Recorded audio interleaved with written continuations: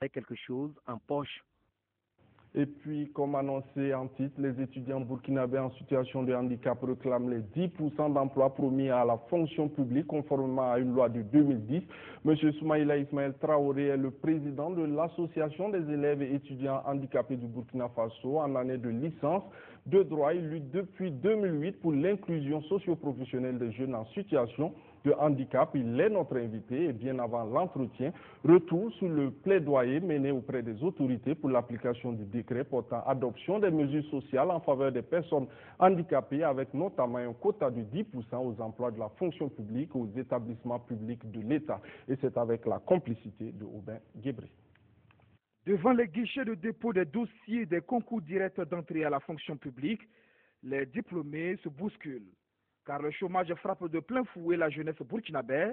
Chez les diplômés vivant avec un handicap, la situation est beaucoup plus compliquée. Alors en 2010, une loi portant protection et promotion des droits des personnes handicapées a été adoptée. Elle détermine des avantages accordés à cette catégorie de la population, notamment dans le domaine de l'emploi dans le public. Vous savez, l'accès aux fonctions de la fonction publique est ouvert à tous les citoyens, quelle que soit leur situation. Mais nous avons conscience qu'actuellement, les concours de la fonction publique ne sont pas accessibles à tous les citoyens, notamment ceux qui vivent avec un handicap. À cet effet, le gouvernement a pris l'engagement de prendre en considération, notamment à travers des quotas, l'intégration des personnes vivant avec des handicaps. Ce quota est de 10%. Il est inscrit à l'article 10 du décret d'application de la loi du 1er avril 2010. Un décret d'application pris en Conseil des ministres le 22 octobre 2012. Dès lors, Ismaël Traoré fait de l'effectivité de ce décret son combat quotidien. Notre cri de cœur aujourd'hui là, c'est de pouvoir prendre en compte les personnes handicapées dans les concours de la fonction publique de cette année. Au ministère de la fonction publique, du travail et de la sécurité sociale, on opte plutôt pour une application progressive. Il s'agit de commencer progressivement en se conformant au texte. Pour le moment, il s'agit de prendre en considération cette exigence déjà dans les mesures nouvelles 2013. Maintenant, pour les concours à venir, nous intégrerons dans toute la mesure du possible ces facteurs qui nous permettent d'assurer ce que j'appellerais une inclusion de tous les Burkinabés dans le creuset national. C'est ça aussi qui fait notre cohésion sociale. Une application progressive, mais les personnes handicapées diplômées ont un autre souci, comment appliquer le quota de 10%? Notre problème aujourd'hui, c'est de voir comment on va prendre les 10% des personnes handicapées. Rien n'est fait pour nous aider à nous intégrer dans la fonction publique. En tout cas, la loi est là, le décret d'application aussi est là, mais comment ça doit s'appliquer, c'est ce que nous ne savons pas.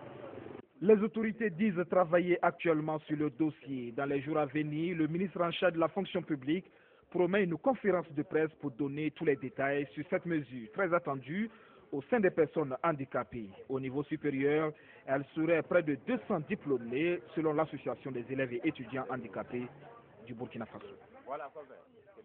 Voilà, bonsoir Monsieur Ismaël Traoré. Merci d'avoir accepté notre invitation. On vient de suivre le reportage. Le ministre en charge de la fonction publique parle d'une application progressive. Vous vous attendez à une application peut-être immédiate de la loi. Cette année, par exemple, pour les concours directs de la fonction publique. Qu'est-ce que justement vous pensez de cette démarche du ministère en charge de la fonction publique? Je pense que c'est une bonne idée. Il a eu une bonne idée. Le ministre, vraiment, ça nous va droit au cœur. Nous attendons seulement que cette application progressive-là, nous puissions voir ça dès cette année. C'est ça qui est le plus important, puisque quand la loi est votée, seulement elle est applicable. Donc même si c'est à titre progressif, ça sera bien. Mais que ça soit dans les règles du jeu. Voilà, que tout le monde puisse savoir comment ça doit se passer et qu'on nous donne la chance à tous ceux qui veulent postuler, puissent postuler pour pouvoir avoir un emploi. Parce que nous savons bien sûr que la meilleure façon de mesurer le progrès social d'une société, c'est de voir comment cette société traite les personnes handicapées. Moi, je suis à l'école avec certains élèves, on a fait la classe ensemble. J'ai été même le meilleur dans la classe à certains moments, mais aujourd'hui, je vois tous mes camarades qui sont en train de travailler et moi-même, je ne travaille pas. Alors, je me pose la question, qu'est-ce qui se passe? Voilà, justement, le ministre en charge de la fonction publique parle de l'application de mesures nouvelles. Vous vous inquiétez justement par rapport à l'application de ce quota de 10%. Quelles sont réellement vos inquiétudes? Et bon, à notre avis, nous pensons que nous devrons être consultés. Consulter pour savoir comment on allait travailler ensemble pour que les personnes handicapées puissent participer à ces concours-là. Nous pensons aujourd'hui aussi qu'on devrait peut-être avoir des lettres ou bien des circulaires qui allaient nous guider de telle sorte qu'on puisse faire les choix de nos candidats à ces concours-là. Mais jusqu'à présent, on n'a pas encore eu d'écho. Même pour avoir la loi, c'était un problème. Nous avons dû lutter pour avoir ces exemplaires de loi-là pour pouvoir maintenant commencer à faire du plaidoyer. Et justement, par rapport à ce quota de 10%, pour cette année, les années à venir, est-ce que vous êtes optimiste? Vraiment, comme c'est une première, je pense que les bonnes volontés vont vraiment nous aider à atteindre nos objectifs. On a lutté pour que la loi soit votée. On va encore lutter pour qu'elle soit appliquée. Voilà, justement, avant l'emploi, vous êtes à l'université en année de licence de droit. Est-ce que justement, au niveau de l'université de Ouagadougou, il y a des mesures particulières justement qui tiennent compte de votre état? Notamment, on a vu tout de suite le paiement, par exemple, de l'aide et du prêt. Non, actuellement, il n'y a rien qui est fait spécifiquement pour les personnes handicapées. Nous sommes sur le même pied d'égalité avec les autres étudiants. Ça veut dire que les conditions de l'aide, si nous ne la remplissons pas, on ne peut pas avoir accès au prêt. De telle sorte que moi-même, quand je suis venu à l'université, j'avais 2 ans de plus et je n'ai jamais eu l'aide. Mais voilà. Qu'est-ce qui est fait à ce niveau? Est-ce que vous avez entrepris des démarches à ce niveau? Oui, bien sûr, on a entrepris des démarches à ce niveau. Actuellement, on a demandé de la bourse au niveau du ministère de l'Action sociale, notamment le fonds, et on nous a donné la bourse l'année passée. Mais tu est-il que ces personnes n'ont pas encore touché leur bourse? Ça fait 11 bourses et ça fait 1 année déjà, ils luttent pour pouvoir avoir la bourse. Et pourtant, on les a données. Donc, c'est le lieu pour moi aussi de demander au CIOSPB, au ministère de l'Action sociale, au ministère des Enseignements supérieurs, de bien vouloir avoir un regard spécial pour ces personnes handicapées-là qui souffrent aujourd'hui par manque de bourse ou par manque de fonds. En tout cas, ce serait bien qu'une personne handicapée qui arrive à l'université puisse bénéficier de ces fonds-là pour pouvoir étudier. Une personne handicapée qui a dû braver toutes les difficultés du monde possible depuis l'école secondaire, l'école primaire et jusqu'à l'université. Je crois que ça mérite d'être encouragé. Et justement, pour revenir aux emplois, il y a des emplois toujours discriminatoires. On se rappelle il y a quelques années, des personnes vivant avec un handicap qui ont été remerciées, bien que admis, parce qu'on s'est rendu compte justement après qu'ils avaient leur handicap. Justement, est-ce que ces problèmes sont toujours réels et est-ce qu'il y a des solutions qui sont proposées justement pour pallier à cela? En tout cas, il a fallu qu'on fasse du tapage pour que nos autorités nous comprennent sérieusement et qu'ils prennent en compte le volet des personnes handicapées dans l'emploi.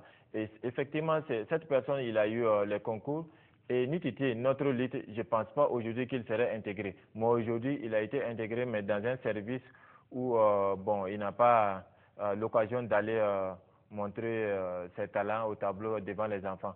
On l'a mis seulement dans l'administration. Mais notre lutte n'est pas ça. Nous voulons que si la personne dit qu'il veut être enseignant, qu'il puisse être enseignant. S'il dit qu'il veut être dans une administration, qu'il puisse être dans l'administration. Parce que c'est sa volonté qui compte et non la volonté d'une autre personne. C'est comme si on l'avait imposé quelque chose. Voilà ce que nous voulons. Une autre réalité que vous vivez justement, il y a le regard des autres, il y a le problème en famille pour ce qui vous concerne. Voilà, vous aviez 2 ans, un train vous est passé dessus et depuis lors, vous avez perdu vos 4 membres, un lourd handicap. Justement, comment vous vivez cela et quelles sont justement des solutions à ce niveau, au niveau de votre association, parce que vous n'êtes pas le seul, j'imagine. Effectivement, c'est assez difficile. C'est assez difficile de parler de l'accident. Mais tu veux dire que je fais toujours un effort pour que les gens puissent comprendre que c'est pas facile la vie dans la peau du handicap. J'avais l'âge de 10 ans, effectivement. J'ai eu mon accident et c'était très difficile pour mes parents. Je devais être opéré chaque 2 ans ou chaque 3 ans. Et mes parents se sont ruinés pour me soigner. Mes parents se sont ruinés pour me mettre à l'école puisque je ne pouvais pas aller dans les écoles publiques. Les écoles publiques ne voulaient pas de moi étant donné que j'avais un handicap lourd. Donc j'ai passé tout mon temps dans les écoles privées. Mes parents ne pouvaient plus rien faire comme projet. J'ai été à la base de la ruine de mes parents. Maintenant, après avoir fait tout ça, après avoir passé toutes ces étapes-là, il fallait dépasser aussi le regard de la société. Parce que c'est ça qui est le plus difficile. Mais mes parents m'ont donné l'amour nécessaire pour pouvoir surpasser tous ces préjugés-là. Et arrivé à l'université, je croyais que la vie serait rose pour moi. Après le bac, étant donné que c'est mes parents qui l'étaient pour moi, je vais être maintenant autonome. Et j'ai été surpris quand je suis arrivé à l'université que je ne pouvais pas avoir le FONER, je ne pouvais pas avoir la bourse. Et depuis lors, je me suis dit, bon voilà, étant donné que je ne peux pas bénéficier de ça, mais je vais lutter pour que mes camarades puissent avoir au moins la bourse s'ils arrivent à l'université. Et voilà, et pour que la famille aussi soit fière, on n'oublie pas que vous êtes issu d'une famille de 4 enfants et malgré l'handicap, vous êtes le seul scolarisé, de la détermination et de l'abnégation justement, et le combat qui se poursuit pour l'application effective de ce décret. Et à ce sujet, vous avez organisé justement une rencontre d'échange autour de la problématique de l'inclusion socio-professionnelle des jeunes en situation de handicap, en collaboration justement avec le réseau des jeunes leaders, des organisations de la société civile et des partis politiques, avec également la présence de certains ministères. Quelles ont été les recommandations à l'issue de cette rencontre? À l'issue de cette rencontre, on a eu des recommandations envers 3 ministères et eux le patronat. Et en ce qui concerne le ministère de l'Action sociale et de la solidarité nationale, on a décidé le renforcement des capacités des enseignants en matière d'éducation inclusive et l'étendre à tous les niveaux de formation. Ensuite, veiller à rendre disponibles les cours en version électronique des logiciels et matériels didactiques adaptés pour les personnes handicapées.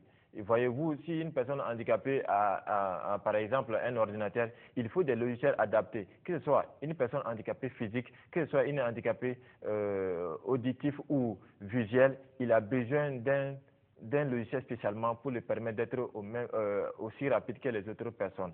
Ensuite, on a la fourniture du matériel et aide à la mobilité.